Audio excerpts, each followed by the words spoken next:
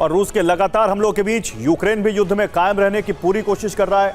सैनिक कम है, हथियार भी कम है, लेकिन यूक्रेन अपने लॉन्ग रेंज ड्रोन और मिसाइलों से रूस को नुकसान पहुंचाने में कामयाब हो रहा है। बॉर्डर के करीब ब्रांस्क और बेलगोरोद में बिजली स्टेशनों को निशाना बनाया जा रहा है। तो वही रविवार रात यूक्रेन से मॉस्को में बड़ी तबाही मचाने की कोशिश की गई। 2 चरणों के हमले में यूक्रेन ने मॉस्को पर निशाना साधकर 300 ड्रोन से हमला किया।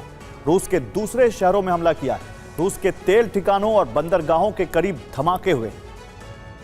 रूसी सेना का दावा है कि यूक्रेन के सभी हमलों को नाकाम किया गया। मॉस्को में यूक्रेन का एक भी ड्रोन नहीं गिरा। ड्रोन का मलबा गिरने से मामूली नुकसान हुआ। और यूक्रेन की कोशिश है कि युद्ध को रूस की जमीन पर शिफ्ट किया जाए। दूसरी तरफ रूसी सेना ने यूक्रेन के ऊर्जा और बुनियादी ढांचे पर बड़ा हमला किया और हमले बढ़ा दिए। इन हमलों के टारगेट अब राजधानी कीव में दूसरे देशों के डिप्लोमेटिक सेंटर भी बन रहे हैं। अजरबैजान ने कहा कि रूस ने जानबूझकर उसके दूतावास और एनर्जी ठिकानों पर हमले किए।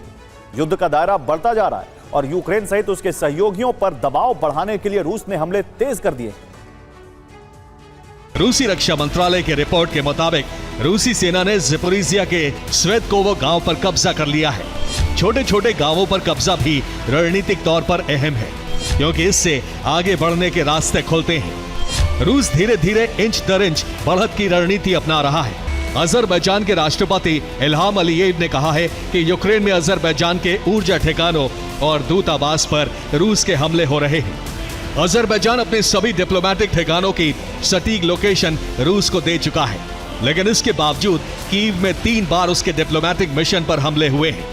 ये रूस की सोची समझी कार्रवाई है। जापान की रिपोर्ट है कि रूस जमीन पर भी जंग तेज करने वाला है, क्योंकि जापान के रक्षा मंत्री ने दावा किया है कि किम जोंग ने 10,000 नए सैनिक रूस भेजे हैं। ये नए सैनिक यूक्रेन में रूस के लिए युद्ध लड़ेंगे।